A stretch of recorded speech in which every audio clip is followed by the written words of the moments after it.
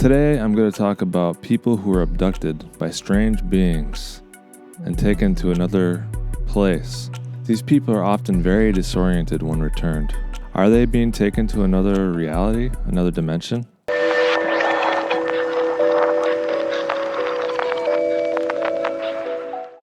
Some years back, I decided to hunt geese early in May 7th, 2008. The weather was great and the birds were flying. After work, I trekked overland on the tundra, passing Plitcher Mountain, over into the lakes and marshes by snow machine. There was very little snow due to the warm weather. After packing snacks, I headed out alone. Upon arrival to my hunting area, I noticed a fellow hunter and decided to build a hunting blind not far from him. Hours passed and the wind was picking up, which drove the waterfowl to fly higher. It was nearing 10 o'clock in the evening, and my hunting buddy decided to head home. On a hunch, I opted to stay and set up a hunting blind on the upper end of the marsh. Before that, I counted about 8 or more snow machines passing through. There was a lot of open water, and conditions were dangerous. After reaching my destination, I set up a hunting spot in a clearing. As the birds began to arrive, I was excited and looked forward to going home with a few fat geese. As I crouched down to aim at the descending flock, my peripheral vision on my left eye locked onto a small dark object about 150 yards out. Upon glancing, I saw a small boy on the marsh looking at me. Thinking I was seeing things, I looked away and looked back. He was still there, motionless. Surprised because he had appeared out of nowhere, I went out to greet the kid. I asked him a lot of questions. He did not answer. The boy appeared to be dazed, disoriented, and afraid. He had on a hoodie, a thin jacket, and tennis shoes, but he was dry, yet there was water all around him. Thinking his ride had fallen through at the other end of the portage, I used stern language to get his attention. All he would say was, "I don't know." By then I was getting upset, thinking that whoever brought him here was trying to drown him, and he's not telling me anything. Then he stated that he was alone. After having him swear the truth, he asked me to take him home.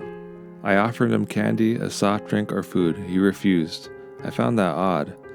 A 7 or 8-year-old boy refusing goodies? Shortly after, we headed homewards over the hill and down the valley towards Marshall. Nearing Marshall, he asked that I drop him off at his grandmother's house, not his parents'. I even escorted him into his grandma's home. When I told the grandmother where I found him, her jaw dropped. She mentioned seeing him several hours before and thanked me. It wasn't until the next day that I learned what had actually happened to him. The boy had been abducted by the little folk, lured away from the village, and tricked into their custody. He was taken inside the mountain, and he saw thousands of little people speaking English, Yupik, and a language he had never heard before. There were many tunnels and glowing rocks for lighting, according to the kid. He saw a little girl, a captive who was closely guarded. After being questioned, they showed him 3 tunnels. He chose one and exited behind the mountain, alone, back in the human realm. What seemed like a few minutes was about 4 hours. He told his family that when he saw me, he wasn't sure if I was human and was terrified of me. That explains why he was so pale and his unwillingness to speak to me or answer any questions. I often wondered if the little people intentionally put him there where I found him, or if it was a mere coincidence. Of all the hunters passing by, no one else saw him. That fact had me baffled for a while. What had happened was a paranormal encounter, something out of the ordinary. The little people who our elders often told of had taken this child and released him. I believe he is lucky. Some are often kept. There are more details about this abduction only he knows. The boy is now a grown man, and I am grateful I saw and returned him to his home and his family that evening. The area that I found him at is often frequented by huge tundra grizzlies and brown bears. This story ran in the Anchorage Daily News, and I could still remember all the phone calls from nosy reporters as far away as Germany seeking facts. Some interesting bonus information from this story. I talked to one of the boy's friends, the boy who was abducted, And he was told by the boy that when he was taken underground, he was in like a force field, like a bubble. And when he was traveling underground, he said everything went by super fast. And then he met a girl that was down there. And that girl was missing in Marshall. She went missing like 40, 50 years, something like that. Also, the boy said that he was given the option of 3 passageways. And if he picked the right one, he'd be able to go home. If he picked the wrong one, he'd be stuck there like the girl was. So the girl obviously picked the wrong passage, so she's stuck there. She's screwed. But he picked the right one, and he ended up back in his reality or his world. An interesting aspect of the story that I found very fascinating was that the boy was very disoriented and confused when he came out from underground. He was very confused. You hear this a lot in UFO abduction stories and other abduction stories. People are often very disoriented. I was talking to one of my friends who lives near the Brooks Range here in Alaska, in a tiny little village. And he told me a story about someone he knew who was berry picking, and they saw 2 people dressed in shaman clothes with these huge wooden hand fingers, and they were fighting, and they're like waving their hands at each other and stuff was happening. And then one of them noticed her, and the shaman looked at her and then waved his hand at her, and then everything distorted and she was somewhere else.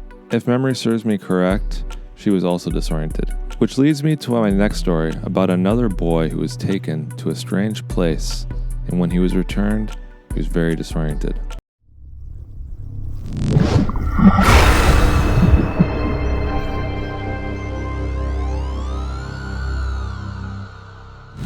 It was 1978, and Luis Carlos Serra was out collecting guavas in a remote jungle area near his village in the state of Maranhão, Brazil. The teenager was alone when he heard a loud, siren-like noise coming from the sky above him.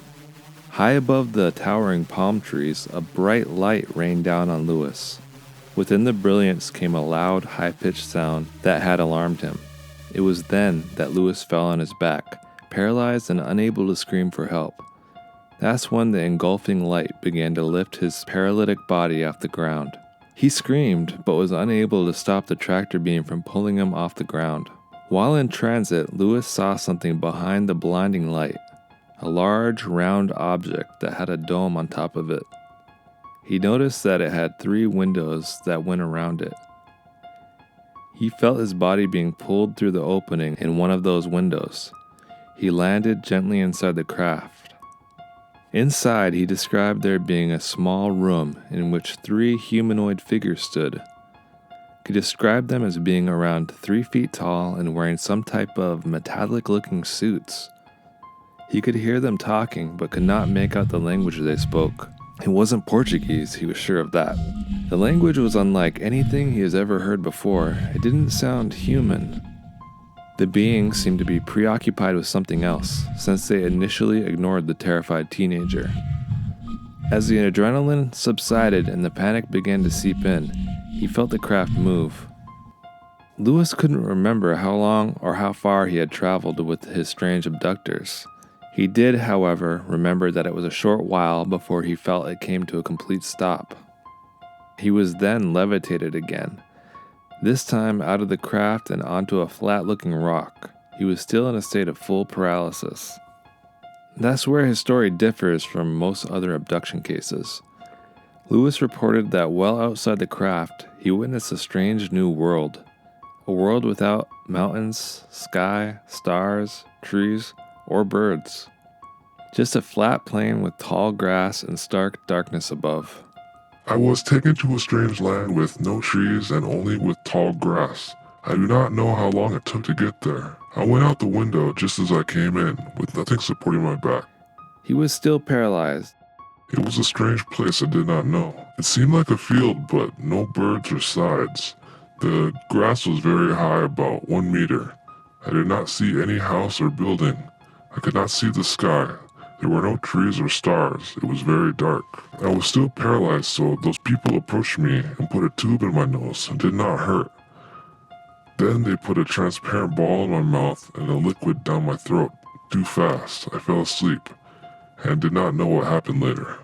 I woke up in the bush. Luis Carlos Sierra, 1978. When Luis came to, he was back in the jungle, back in a world with trees, birds, and sky, back in Brazil. It was Monday evening, 3 days after he had vanished. He was in extreme pain and could barely stand to his feet. He shouted out for help. Help! From the water, a fisherman heard the screams. He brought his small boat to the shore and began looking for the source of the distress calls. After a frantic search, he found Luis. He was laying on the ground, unable to move or speak. Just the grunts and yells of pain that reverberated through the jungle. The man panicked and tried to help Luis to his feet. However, the boy appeared to be in a catatonic state and completely unresponsive to the fisherman's questions. Luis was hurt. His hair was a singed, smoldering mess. To the fisherman's horror, there was blood pouring out from the boy's toothless mouth. He picked the boy up and carried him back to the village, where everyone was shocked to see Luis was alive, as he had been missing for days. The boy was still in a catatonic state when they took him in to the local hospital. Upon closer examination, doctors there noticed that Luis was in a stiff, rigid shock. His arms and legs were locked, almost as if having gone through rigor mortis. They tested his sensitivity by pricking his arms and legs with needles, but there was no reaction from the boy, as he felt nothing. They examined his bleeding mouth and noticed that 4 molars had been broken off. The medical staff was confused, as the boy had no physical markings, cuts, or bruises. Yet the damage his body sustained pointed to a horrible, mangled mess of an accident as the only possible explanation for the boy's state. They stared in disbelief, huddled around the teenager. The smell of burning hair permeated through the entire hospital. 48 hours later, he was flown to the state capital, where a better equipped staff awaited the boy's arrival. By that time, Luis had started to regain his full consciousness. However, he was still not saying much. Although he had been missing for a week, he did not show signs of hunger or dehydration. The doctors took no chances and fed him intravenously and had him catheterized. Neurologists and psychologists examined the frightened boy, but could not determine what had occurred to him. It was when Luis regained his ability to speak that his story unfolded. The story he told officials and investigators over and over again, without wavering from the facts or details of his horrific account. Decades later, UFOologist Bob Pratt interviewed Luis Sierra. Although years had passed, the minute details of the horrific event were still fresh in his memory. Pratt also interviewed some of the medical staff involved in Luis's abduction, who corroborated his story. The town's mayor at the time was also interviewed by Pratt. He too confirmed the strange state in which they found Luis Sierra on that strange March evening in 1978. In Norse mythology, they talk of multiple realms. They talk about 9 different worlds: a world of giants, a world of frost giants, of fire giants, of dwarves that live underground, of Asgard, of elves who have powerful magic. The dwarves who live underground reminded me of the story of the boy who was taken underground. Was he taken to another world? Was it more than just being taken underground? Was it an actual other world? And when these aliens took this boy from Brazil, was he taken to another reality or another world? Or was he literally transported to another galaxy in this universe? And what causes people to become disoriented when they come back from these events? Does it have something to do with interdimensional travel and messing with their heads?